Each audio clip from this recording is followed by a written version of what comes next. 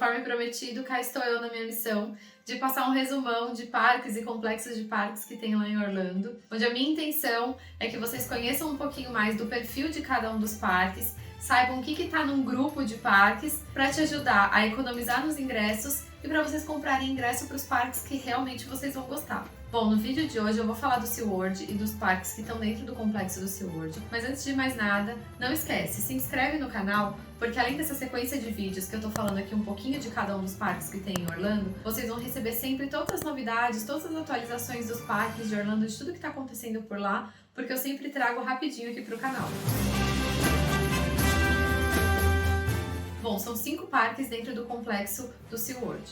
O SeaWorld, o Aquatica, o Discovery Cove, o Busch Gardens e o Adventure Island. Esses 3 primeiros aqui que eu falei, eles ficam em Orlando, bem acessível, eles ficam pertinho da International Drive, tipo no centro de Orlando, então é bem fácil de chegar. Já os outros 2, que é o Busch Gardens e o Adventure Island, eles são parques que ficam em Tampa. Tampa vai estar mais ou menos 1h30 aí de Orlando, ou seja, são parques que você vai precisar pegar ou ir de carro ou utilizar o transporte que tem do parque mesmo, mas você tem que considerar aí pelo menos 3 horas de deslocamento contando ida e volta. 2 coisas para falar para vocês que valem para todos os parques dentro do complexo do SeaWorld. Não pode entrar com alimento e nem com bebida em nenhum dos parques. E aí a segunda coisa é que, se você quiser, quando você comprar o seu ingresso, tem uma opção de ingresso que já contempla um pacote de refeições para o dia ou para alguns dias. Então dá uma checada se você for comprar esses ingressos para o SeaWorld ou para qualquer um desses parques dentro do complexo do SeaWorld, porque dependendo do quanto você costuma gastar de refeições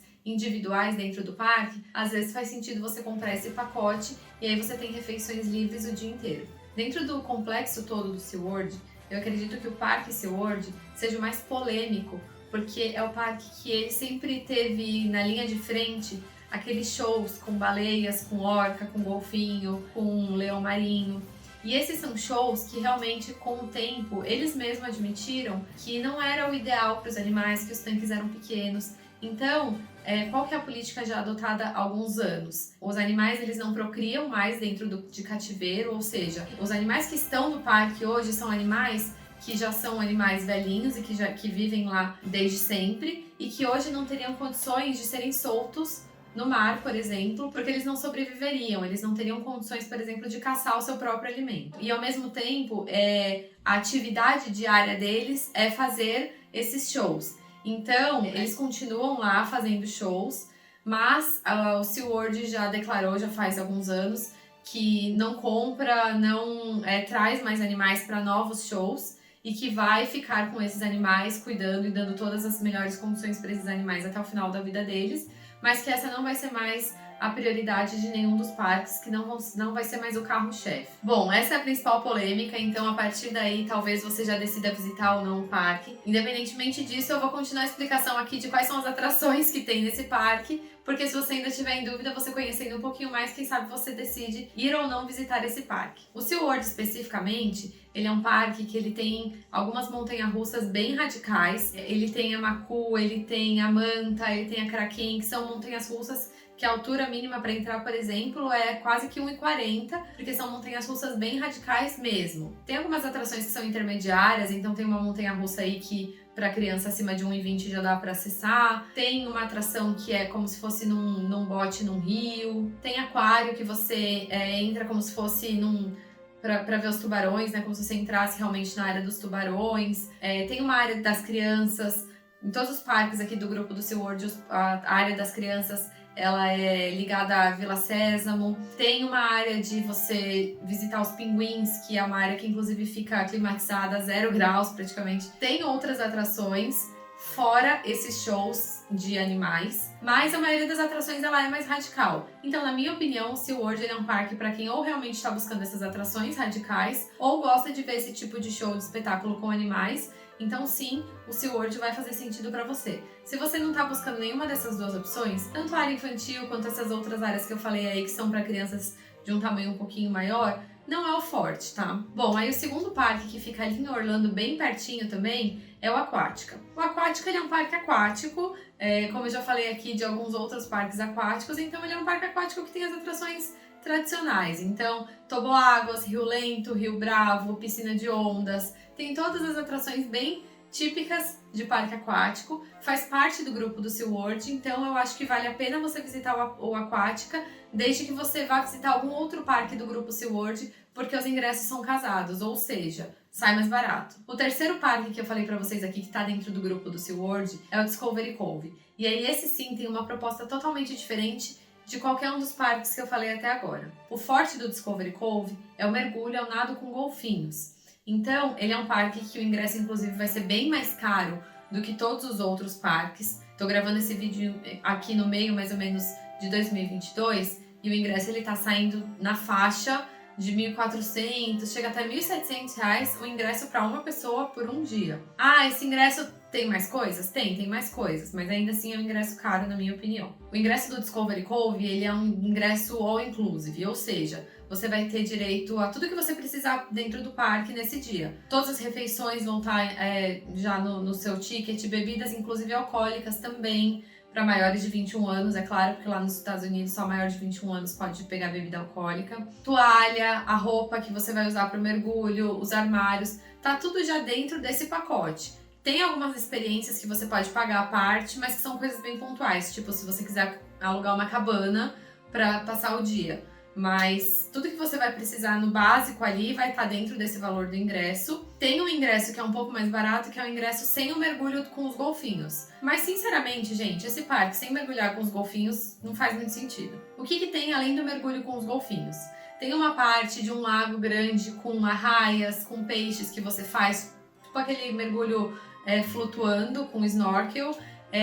Tem um aviário em que é bem interessante porque você fica andando realmente no meio do aviário e você tem algumas comidinhas, você vai andando com aquilo na mão e os passarinhos veem você, os mais diversos, e pousam e vêm comer na sua mão com uma tranquilidade assim, sabe? Então, essa é a proposta. E aí tem uma parte de um riozinho também, mas o grande forte é você ir para mergulhar com os golfinhos. Então, esse é um parque que, se você já ouviu falar muito dessa atração do mergulho com os golfinhos, é nesse lugar que você vai encontrar. E se você não tem interesse em mergulhar com os golfinhos, eu não recomendo, porque é um parque extremamente caro e que não tem muitas outras coisas para fazer. Os ingressos para o Discovery Cove, eles são a partir dos 2 anos, então 2 anos completos, né? A partir dos 3 anos você já paga ingresso. E os ingressos de 3 a 5 anos, eles obrigatoriamente têm que ser ingressos sem o passeio com o golfinho, porque só pode nadar com o golfinho crianças acima de 6 anos. E mesmo assim, de 6 a 12 anos, se não me engano,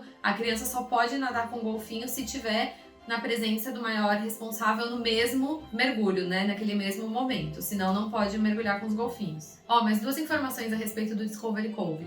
Uma delas é que, exceto essas 2 piscinas que estão, a do passeio com o golfinho e a do mergulho com as arraias, todas as outras são aquecidas. Então, mesmo se não tiver aquele calorzão, se for uma época mais ou menos fria, as águas vão estar aquecidas e você ganha uma roupa daquelas que são térmicas na hora de você entrar no parque. E a outra coisa é que esse ingresso é super caro, como eu falei, mas quando você compra o ingresso do Discovery Cove, você pode acessar tanto o SeaWorld quanto o Parque Aquática. Então, assim, se você quer fazer o passeio com o golfinho, pode ser que vale a pena aí, você vai ter acesso a outros 2 parques do mesmo complexo. Bom, agora eu vou falar para vocês dos outros 2 parques que ficam lá em Tampa.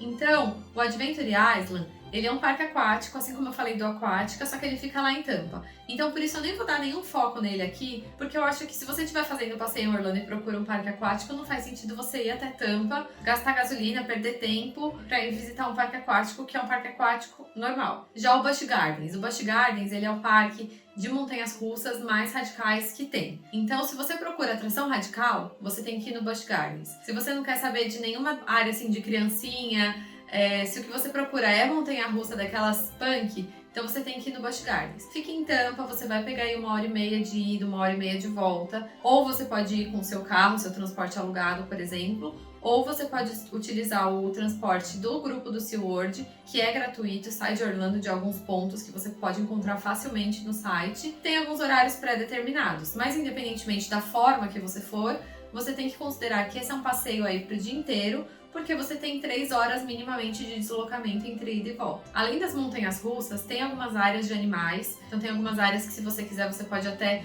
pagar passeios para fazer como se fosse um mini safari, né, perto desses animais. Tem um teleférico e um trenzinho que serve basicamente para você se deslocar dentro do parque, mas que pode servir para você também como um passeiozinho. Tem uma área infantil também da Vila Sésamo, assim como eu falei no SeaWorld. Aqui também tem uma área infantil do Vila Sésamo. Ele não é um parque muito grande, também não é um parque que vai te consumir aí muito tempo e nem ter muitas filas. Porém, como eu falei, ele acaba sendo um parque de dia inteiro por causa desse tempo de deslocamento que você vai ter que considerar. Só para vocês terem ideia aí de algumas atrações radicais, tem a Shakra, por exemplo, que ela é uma montanha-russa que ela sobe mais 60 metros e aí depois ela te coloca 90 graus pra baixo, você fica aí um tempinho ali assim, ainda olhando pra baixo antes da queda. Tem aquele tipo de montanha-russa que você vai com o pé solto, tem montanha-russa que o carrinho ainda vai dando umas mudadas de lado, tem uma daquelas torres que cai mais de 100 metros e também cai na posição horizontal. Então assim, são atrações bem radicais lá no Busch Gardens. Se é isso que você procura,